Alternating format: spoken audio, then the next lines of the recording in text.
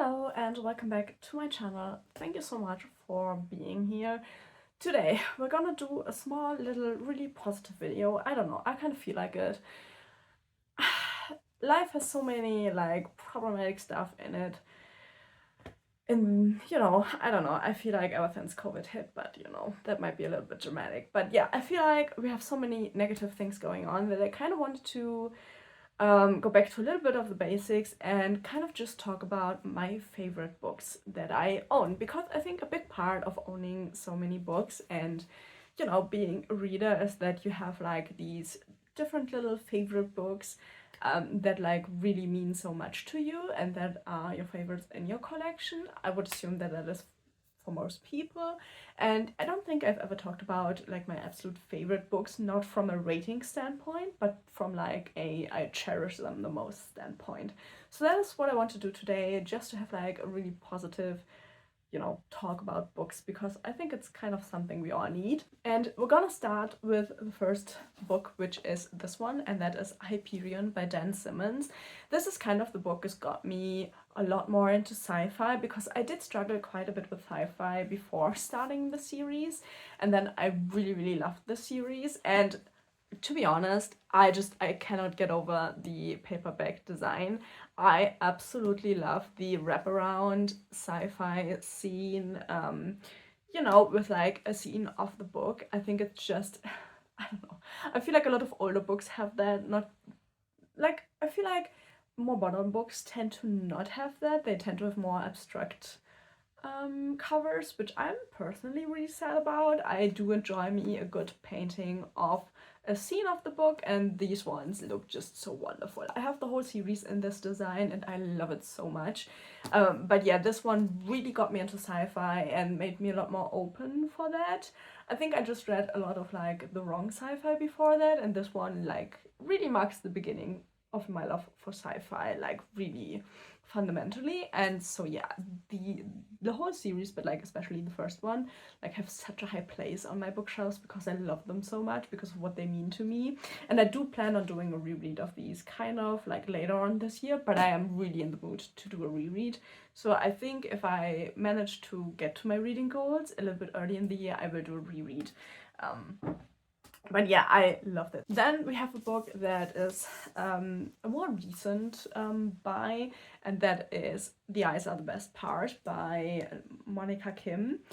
I just love the design of this book. This is an Evernight exclusive edition. Evernight is the horror book box from Illumicrate, and I'm sorry, but the design of this book is brilliant. It is so brilliant. We have on the front, we have here our main character and a ball of eyeballs, and everything is really bloody. And then on the back, we have the eaten up ball of eyeballs. And then you have the painted edges with the eyeballs. And then if you open the book up, it is so brilliant. If you take the dust jacket off, it just continues. Everything is full of eyes, and obviously that's a big part of the book. And then if you go in, you have this scene, which it's so brilliant. I just love the design of this book so much. And then on the back, we have our main character again. And this is just one of my favorite designs that they have ever done. And I did also really enjoy the book, so that obviously helps. But yeah, I think this is one of the best designs for horror book I've had so far. It's just so creative to like, advertise the story of the book, but keep you guessing what is actually going on, because this just seems crazy. And it really, it looks so good. I have it displayed like with the front out so that you can see it on my shelves, and I really love it. I think it's a brilliant design for a book. Obviously, Illumicrate, they do really great book designs, but I think this is one of, like, by far my favorite they have done from the books that I have gotten by. And then we have kind of a weird book, but it is one of my favorites just because of the way this got published. This is the Jungle Book by Rudyard Kipling, I think is the name. And this is the edition, like, as far as I could tell, there were only 2,000 printed in this edition, and they were gifted at a dinner in a hotel, which is called a Taj Hotel. St. James Court, London, so I don't know anything about the hotel. I bought the book secondhand, so I didn't get it at where it was gifted. But yeah, this is like a cooperation with a hotel where this was gifted to people. I'm a little bit sad because in my version they did not put the number of the book, but it says that there were only ever 2,000 printed of this edition, and I got it for extremely cheap on eBay. Which I didn't know it was a special edition, but I really fell in love with the design when I saw it on eBay, and I had never read the Jungle Book up to that point, and so I was like, you know what, it's kind of cheap, let me buy it. And then it turned out that it is a special edition in like cooperation with the St. James Court Hotel in London, and yeah, I really love it, and it's just kind of such a funny thing to get this book because there are supposed to be so few copies of this. And yeah, I don't know, I just thought it was cool. It is, I think, a cool fact to pull out. Obviously it's a classic, The Jungle Book, and it is the first ever time that I read it when I bought this, and I kind of had a really different impression of The Jungle Book, because you know, I only knew the Disney version, and obviously the book is a lot different, with a lot more in it. So yeah, it was quite a surprise for me. But yeah, I love this edition. Also, I really love the teal color the book has, and then with the gold accents and stuff, it looks really nice. So yeah, even though it's more of a clean version of a classic, I really do love it because of the story behind it. Then we have the book version of one of my favorite films, and that is Pan's Labyrinth, The Labyrinth of the Fawn, and this is written by Guillermo del Toro and Cornelia Funke, which Cornelia Funke is a German author, which I found to be quite interesting. And yeah, I love both of those authors actually, and one of my absolute favorite films, and the book version is just as great. I really love the design of the book, and when I found out that there is a book version out there, I had to go and buy it. And I am such a big fan of illustrated books with like these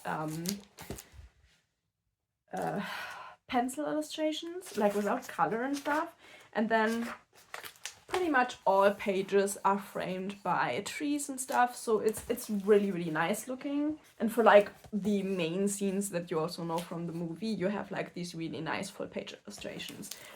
So yeah. And also, if you take the dust jacket off, we have, I forgot his name, but you know, he plays a big role in the movie and the book. And then we have our main character here as well. It is a pretty, I think it's a hard-hitting movie, and the book that's the same. It is the same story.